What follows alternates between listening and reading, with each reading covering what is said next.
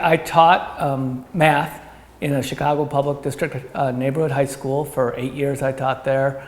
I was a member of the Chicago Teachers Union for 7 years. I enjoyed my time there immensely. There was great students. There were many really excellent teachers there, but certainly the achievement of the students was much less than it should have been. And my wife at the same time was teaching at a South Side Chicago neighborhood high school and saw similar things going on where there was a lot of potential students had they just weren't able to reach.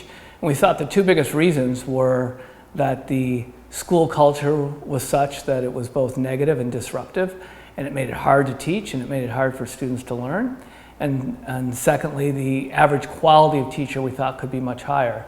And that's was our experience before the charter law was passed in Illinois, which is 1996. I think that the ability to serve students well really starts with having great teachers and great other adults in various roles in the school, and the ability for myself and my wife as teachers to choose our fellow teachers and other administrators, as well as be able to reward them based on performance in some measure, to be able to dismiss those who were severely lacking and do it expediently.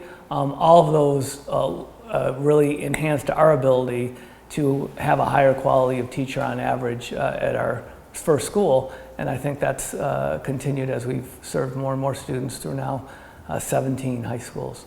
My wife and I first started to apply for the charter school in 1997.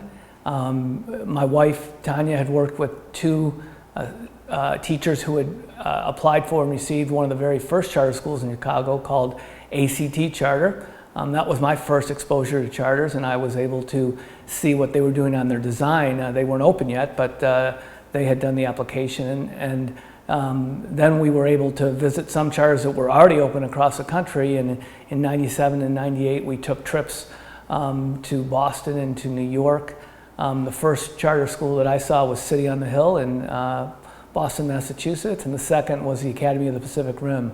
In both of them I saw a much different culture, school culture and atmosphere than I'd seen in the school that I had taught, where there was definitely orderliness, there was high expectations for student behavior and academic achievement, there was a positivity, a college emphasis, and from those first two visits I learned quite a bit.